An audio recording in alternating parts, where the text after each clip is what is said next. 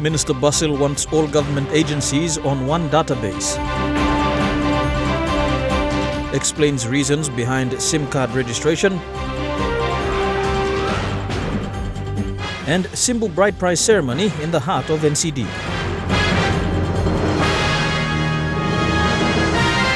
This is the National EMTV News with Meraba Tulo. A very good evening. Thank you for joining us for Sunday's news. Communication and Information Minister Basil wants to see all government departments use one database system.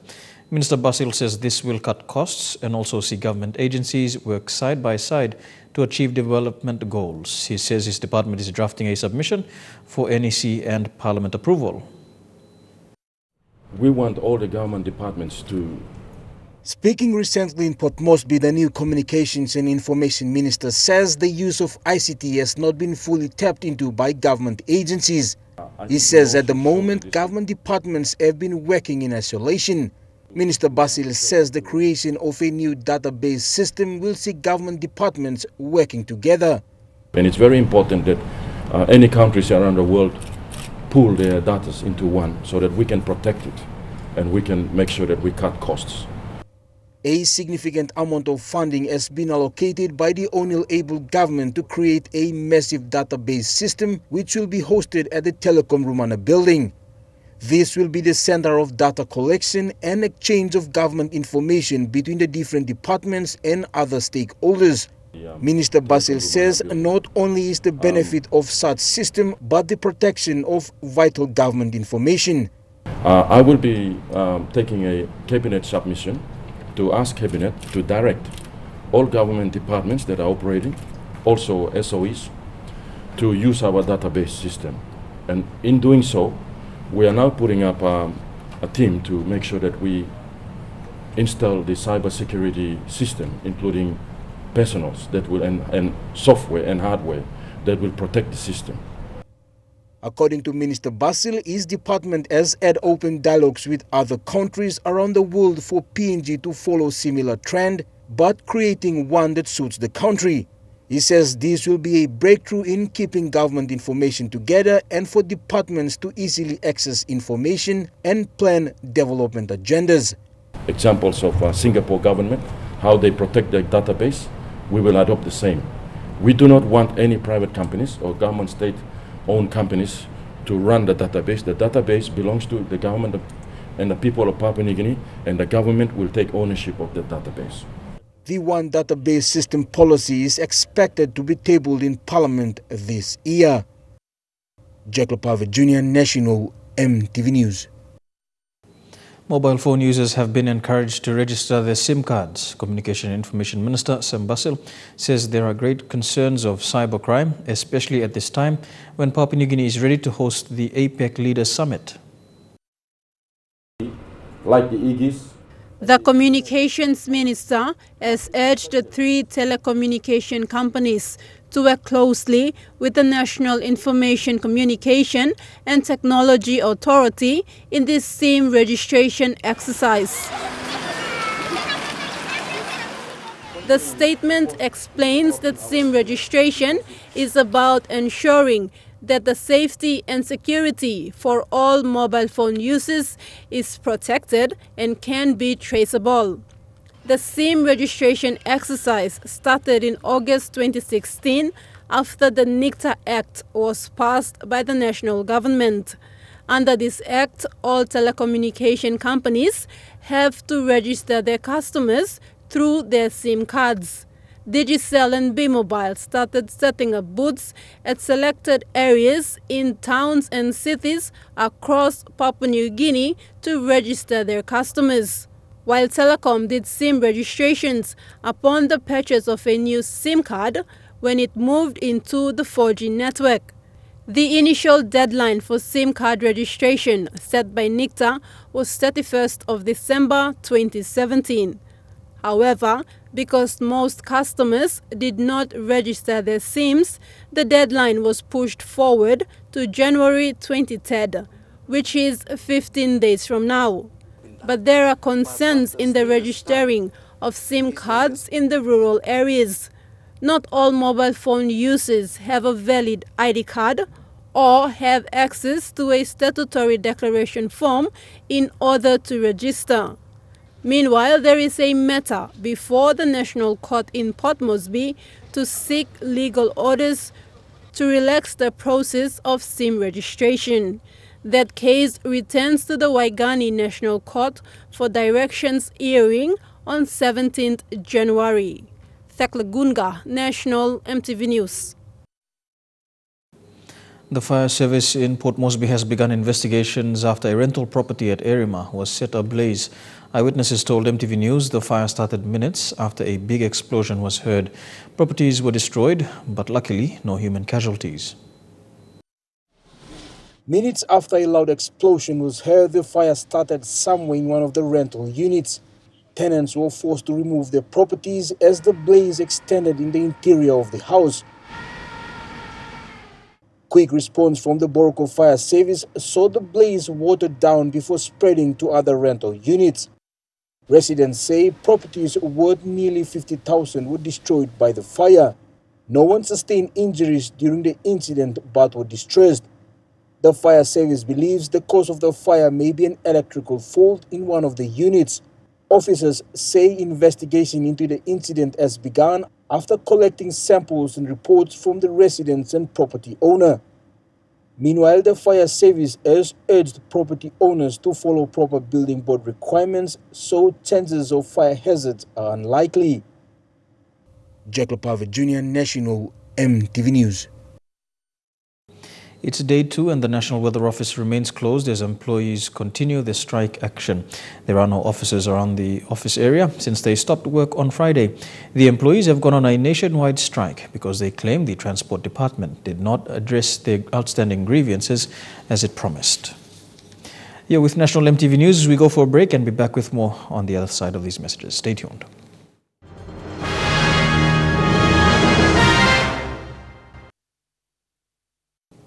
Welcome back to National EMTV News. Kina Securities Limited has welcomed its new Managing Director and Chief Executive Officer, Greg Pawson. He takes over from Sid Yates, who has been at the helm of Kina for over 20 years, leading the financial institution through a transition to a multinational finance service company. Chairman Ezekiel Tareka thanked Yates for his services to the company's achievements with its successful acquisition of Maybank, as well as its listing on the Australian Stock Exchange in 2015.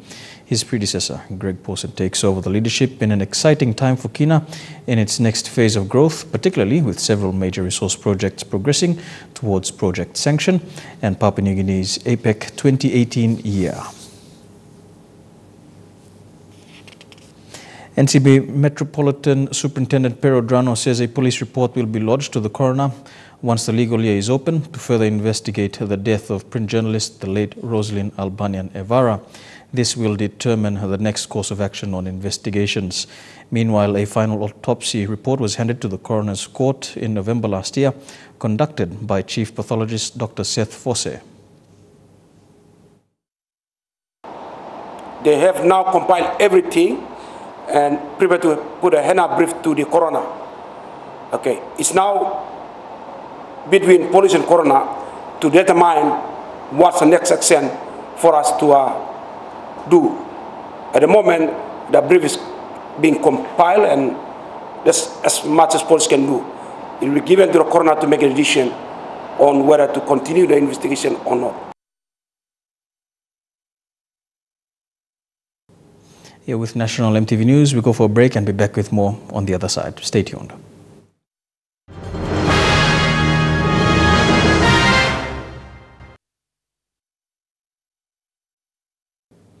Welcome back to the news. Adventure Park at 14 Mile outside Port Moresby is running the Catch and Win cash competition where people could win up to 30,000 kina. There are also lucky raffle door prizes to be won. Every weekend, the Adventure Park hosts the Catch and Win cash competition.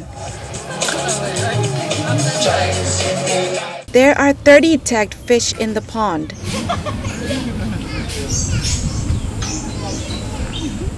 Five of which are worth 5,000 kina. Peter Spaka told EMTV News that the competition also has some great prizes.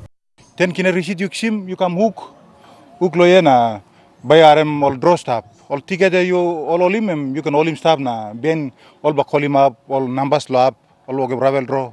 Get first round, second round, third round, all get all ravel draw stop. All can you get chance to win him all fishing rod. What 100 each, or you can win him. All can give you big rooster stop close to all can you can land spec. Now you got all little price, plenty price tab. Today's lucky draw went to Alice Mai and Junior Tony, a little boy from 14 Mile. Hetu John from Gerahu came this morning to catch and win. Me catch plenty fish, but I'm all no around take fish me catch him yet. I'm all fish, normal fish me like catching na. Sample me plus I go sample line like him me like game more. Since the competition began, only one person has been able to catch a blue-tagged fish. 2 more weeks remain before the competition ends. Lilian Kinea, National EMTV News. Authorities in Isipik say villages on Kadova Island have been evacuated by nearby islanders. Reports received by EMTV News confirmed that over 500 people were evacuated using dinghies. The National Disaster Office is yet to dispatch its officers to assess the situation. No casualties have been reported since the dormant volcano on Kadova Island erupted on Friday. This week will see the biggest Pathfinder camporee with the participation of several missions around the country in the nation's capital. The week-long church program will unite all Pathfinder camporee under the theme Chosen to Serve and is expected to attract over 6,000 people at Bautama. Highlights of the camporee include evening workshops with guest speakers from the United States, games and obstacles during the day. There will also be awards for honors and trophies for the best marching drill. Holding a traditional brideprice ceremony in the city is not common practice, but this week a family in Port Moresby sent their daughter away in a colorful Simbu-style brideprice ceremony. The bride, a political science tutor at the University of Papua New Guinea, GJ Millie, was presented to her groom's family from East Sepik Province. A bilum is significant in the brideprice ceremony of Simbu province, which signifies the exchange of the bride and the groom. This was spelled out in GJ's wedding, who hails from Kilau in the Salt Numana district. The brideprice actually begins with food preparations. A pig is slaughtered and cooked in the traditional Highlands way, the mumu. The display of bilum was also showcased in the brideprice ceremony by her family, including merry blouses around the ceremonial area. The bride is the first to pick her bilum and blouse of choice, which her aunties will pack away. The rest is the groom's families. The bride is then presented to the ceremony, surrounded by her female relatives. The groom's family then performs their traditional ritual where a fish hook is thrown for the bride to catch. She is then pulled over to the groom's side of the family.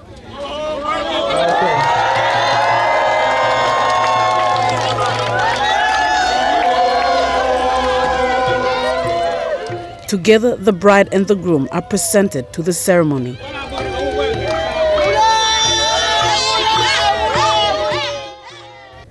To consolidate the marriage, the couple is given a piece of pork meat where they each take a bite. They exchange the meat, then the bride takes it to the groom's family for a bite each. The same applies to the groom's family.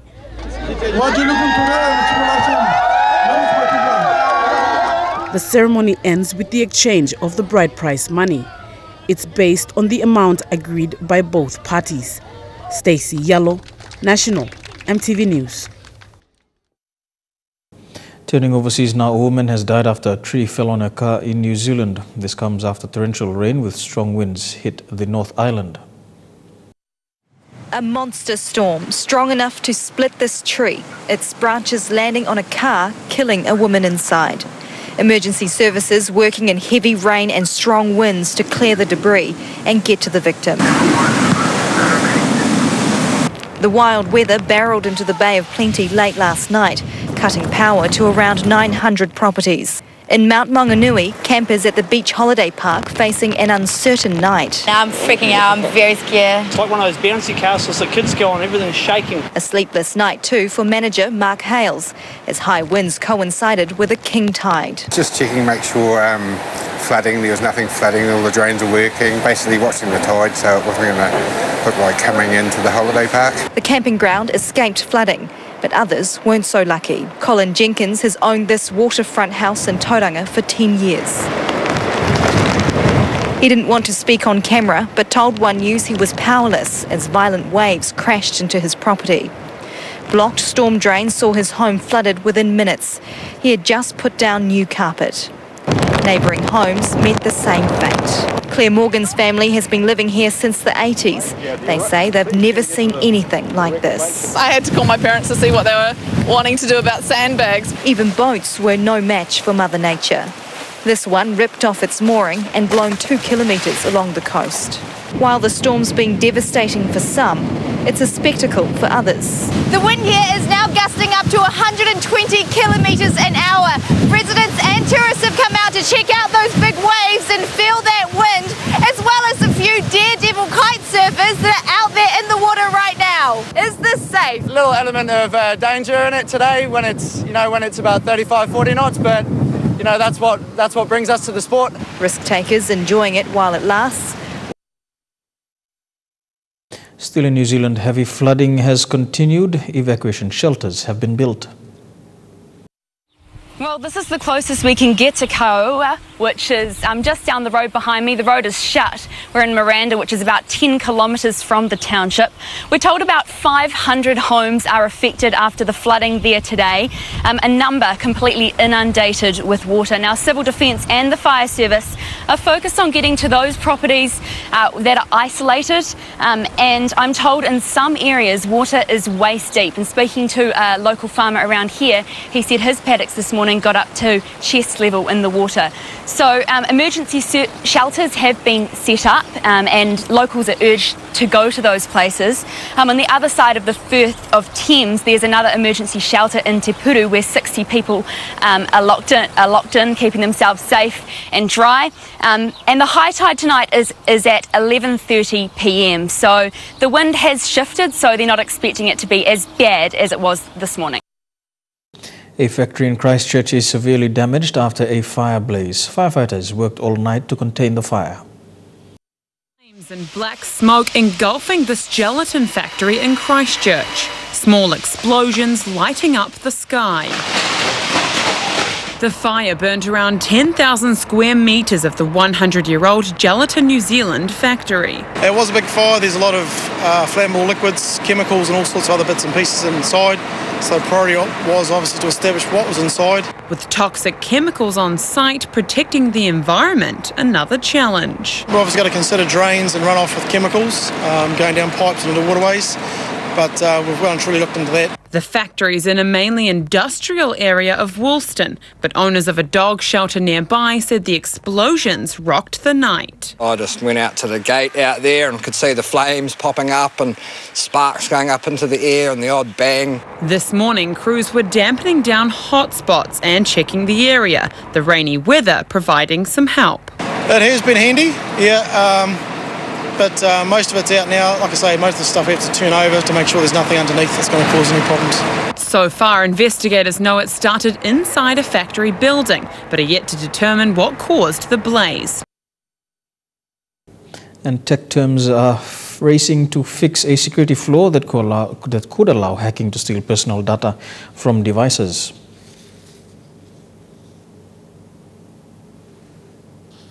Here with National EMTV News, Trukai Sports is up next. We'll see you on the other side of these messages. Stay tuned.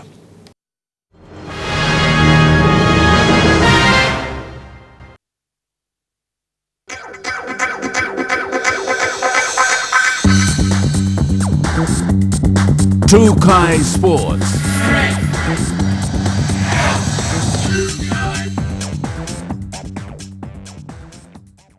Welcome to Trukai Sports. We begin with cricket, and one of CPL PNG Leo's key player, Ravini Oa's attachment with the Perth Scorchers for the Women's Big Bash League ended yesterday, as Oa now looks to take on the Women's World 2020 with the Lewas.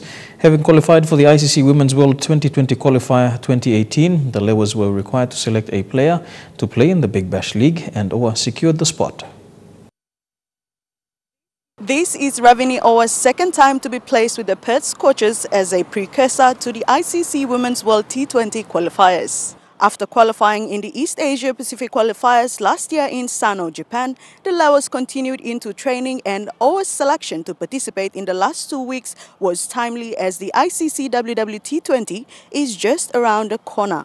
In a statement prior to the attachment, Oa said the best thing about the ICC Rookie Placement Program is being selected to play and train with experienced female cricketers who have participated in the World Cup. And indeed, it is a much-needed boost as the Laos have more to gain from these as they send one of the best. The World T20 qualifier is due in June, and even though this will not be the first for the Laos to vie for a win, they are yet to make the mark at that level. For now, Ravini Oa, Pauke Siakan, Noma Ovasuru, and Konyo Oala are the strongest players in the Laos outfit and are expected to provide leadership as they are the most experienced. Come June, the Laos will face the world's best in the Netherlands. Dinero Sraiko, National, EMTV Sports. Still on cricket, with the 2018 ICC Under-19 Cricket World Cup in New Zealand just 6 days away, it has been revealed that the Garmuts will be competing in the same pool as cricketing powerhouses India and Australia. The Garmuts left for New Zealand on Friday. The 2018 ICC Under-19 World Cup will feature 16 teams which were divided into 4 pools. The PNG outfits grouping with India and Australia means a steeper climb to victory. But given the performance 2 weeks ago in Australia where they won 2 of their 4 matches against the Queensland representative side, there is hope for these young cricketers. The Garmuts have met Australia at the World Cup once and India 3 times at 4 different editions of the tournament, and the aim now is to better the previous performances. And with the added advantage of a new breed of cricketers, the 12-man team will enter this competition as underdogs. They will face West Indies tomorrow in their first warm-up match. Dinero Sraiko, National, EMTV Sports. We go for a break and we'll be back with more of Trukai Sports after these messages. Stay tuned.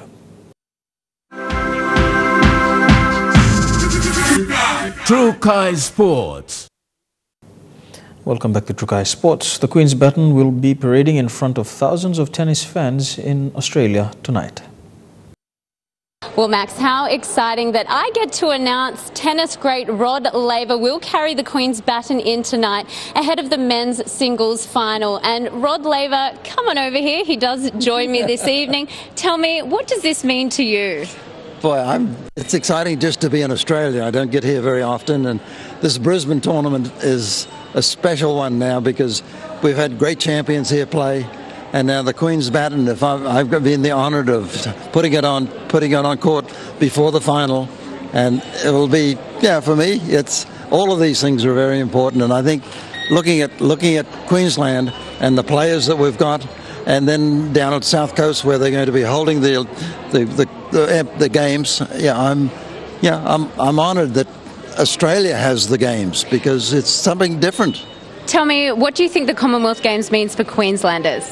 Well, I think we're a sports nation, not just Queensland, but all through here. And so when you look at all the sports, I would think that looking at the Commonwealth Games, Queensland would be represented as high as anyone in the country. So, I'm excited about it. Definitely. Rod Laver, thank you. Enjoy your night.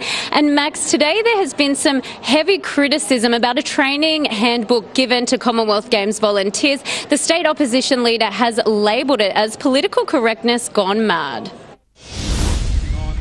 It's a bit early for medal giving ceremonies, but if there was a gold medal for complete political correctness gone mad, it would be this 88-page document. Queensland's opposition leader Deb Frecklington today blasted the official training guide for Commonwealth Games volunteers. Seriously, we need to be looking after our volunteers, not dictating to them. The document says swapping gendered words for gender-neutral ones can make everyone feel included, and suggests we can avoid words like guys, girls, ladies and gentlemen, and instead use words like students, everyone, folks and all, because it demonstrates our understanding that not everyone identifies as heterosexual or cisgender.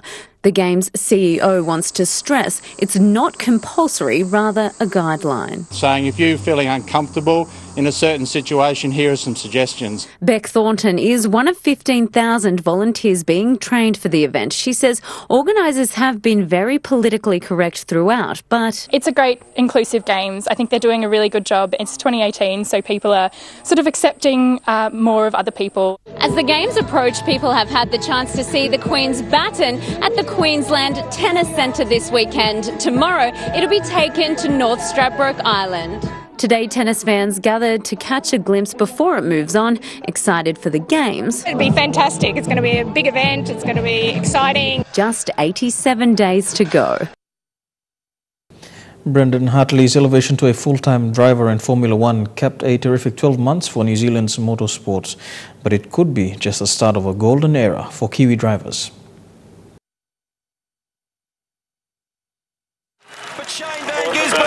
He is the provisional supercars champion. Patton cannot join the WRC Winners Club. Scott Dixon wins the 2015 championship. Oh, Bamba wins the race. I think it's been a good debut for Brendan Hartley. They've become household names in New Zealand motorsport, dominating their respective classes right around the world and following in the footsteps of some of our most decorated drivers. We had the likes of Bruce McLaren and Denny Holm and Chris Amon, who really set the world alight back in the 60s and 70s. And there was a 20-year period where young New Zealand drivers really struggled to make it on the world stage. But in the past 12 months, plenty of Kiwis have made it big on the world stage. And the man who oversees motorsport in New Zealand believes we're on the cusp of another special generation. I mean, I'd have to say that, the Brendan Hartleys and the Earl Bambers and the like, I mean, they're just the tip of the iceberg. In terms of international motorsport, there's a huge amount of us flying the flag at a top level. For Brendan Hartley and some of the others, the foundations of their success can be found in New Zealand's Elite Motorsport Academy. Set up in 2004, it gives 9 drivers each year the opportunity to spend a week in Dunedin, teaching them what it takes to reach the top. I think it's a great thing for New Zealand motorsport and a good opportunity for us to know, what it takes to be a professional. The Academy is just one of the factors that's helping Kiwi motorsport return to its halcyon days. There was a perfect timing of the kickoff of the Toyota Racing Series where we all had a chance to do Wings and Slicks racing, get a really good grounding over here. We've also got great tracks for it. To be a Kiwi motorsport supporter, it's a pretty good time. A pretty good time indeed, with those supporters basking in the success of our latest golden generation. The football and Spanish giants Barcelona are set to sign Liverpool's Brazilian midfielder Philippe Coutinho for a whopping $200 million. He didn't play in the Messi side FA Cup win over Everton yesterday. We now know why. Today, though, 23 other clubs chased the pace in the 4th round of English football's oldest competition.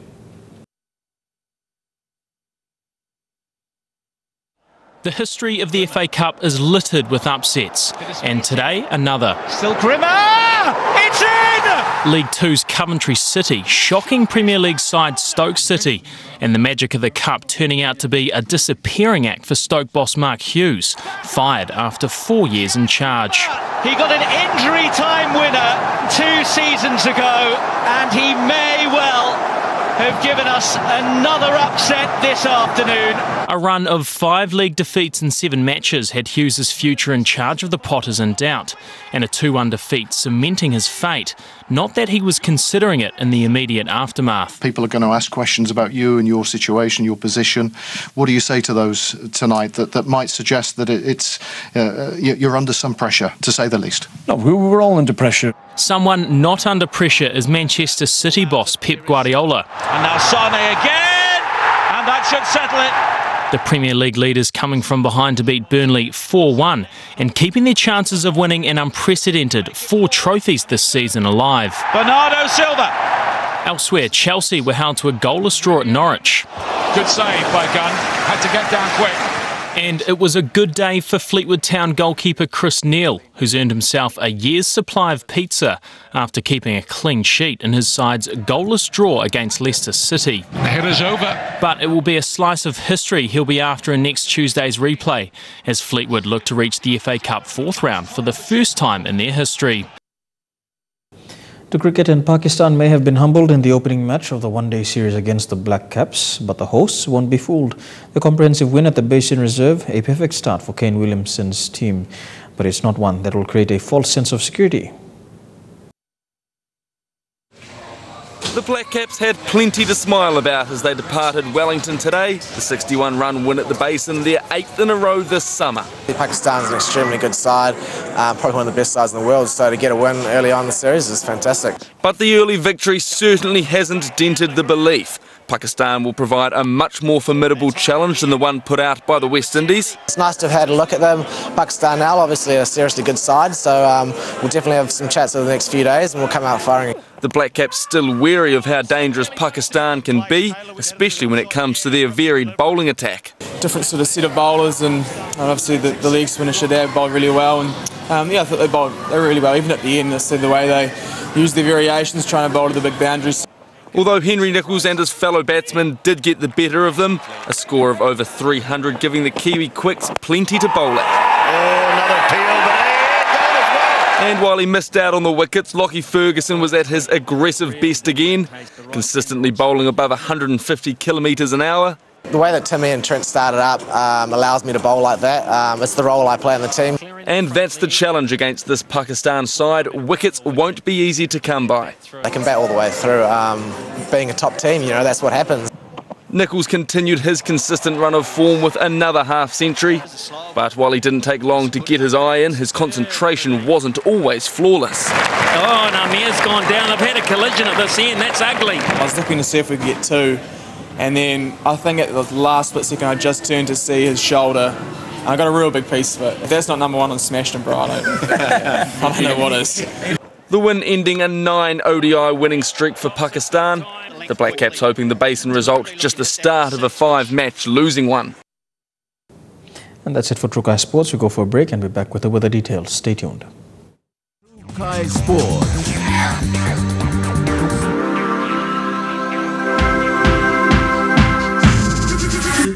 True Kai Sports.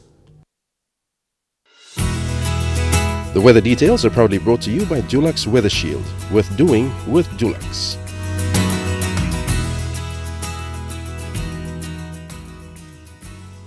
The weather report for you for the next 24 hours, as the weather office is currently on strike. We hope that they rectify the situation in the coming days so we can have our forecast broadcast in the next news bulletin. The weather details are proudly brought to you by Dulux Weather Shield. Worth doing with Dulux. Before we go, a quick look at our top stories this evening. Minister Basil wants all government agencies on one database. He also explains reasons behind the SIM card registration and Simbu brideprice ceremony in the heart of NCD.